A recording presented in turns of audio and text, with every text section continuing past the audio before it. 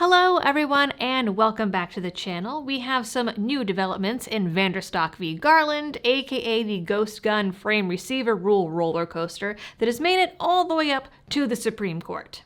But before we get to the newest info, today's video is brought to you by Blackout Coffee Company, the Florida-based small batch roaster whose coffee works as hard as you do. They've been a supporter of this channel for a long time and have been supporting the Second Amendment for even longer. They have amazing brews and flavors. I highly recommend the French Toast and Bananas Fosters myself, and proceeds from their partner roasts go to some of your favorite gun rights groups. To check them out and help support the channel, go to blackoutcoffee.com/libertydoll. So last we saw, the ATF had their butts whooped in the courts, with the lower courts siding with gun owners and saying the ATF had overstepped their bounds by trying to regulate something Congress did not give them the power to regulate. So then the ATF decided to take it up to the Supreme Court, asked them to continue letting ATF enforce the rule while the court considered it, and the DOJ asked the court to take the case right away as damage control. Then Justice Alito gave everybody a week to get in their responses. This is where the ATF made the argument that 80% lowers are like selling bicycles without pedals, and that they're still bicycles and people know they're bicycles and probably already have their own special pedals to finish the bicycle.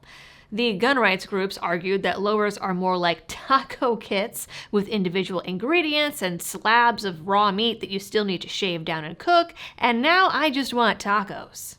Then Alito surprised everyone on Friday by extending the deadline to Tuesday. Tuesday came, and now we know that the court ruled 5-4 to keep the rule in place and allow the ATF to enforce it while they appeal the Fifth Circuit's ruling. The case will now stay in the Fifth Circuit, where oral arguments are scheduled to begin September 7th. Previously, a district judge had vacated the rule, saying the rule was illegal and that the ATF was just making things up, as they like to do. You can watch this video linked up above to get the full details on that ruling. The ATF appealed and it went to the Fifth Circuit, where a panel of 3 judges vacated 2 parts of the rule but left a third. Instead of seeking an appeal in front of the full bench in a court that gave them no path to victory, the ATF instead appealed with the Supreme Court. And so that is why the case is, for now, staying at the Fifth Circuit. Justice Amy Coney Barrett and Chief Justice Roberts sided with the progressive judges, while Alito, Kavanaugh, and Gorsuch would have lifted the stay. The court also ruled that the government needs to file for a writ of cert to avoid the stay being lifted, and I say cert and not the full word because it turns out when you Google how to pronounce it correctly, each justice says it different, so I'm not going to say it at all. But basically, the government needs to file to have the case heard. This word. On screen.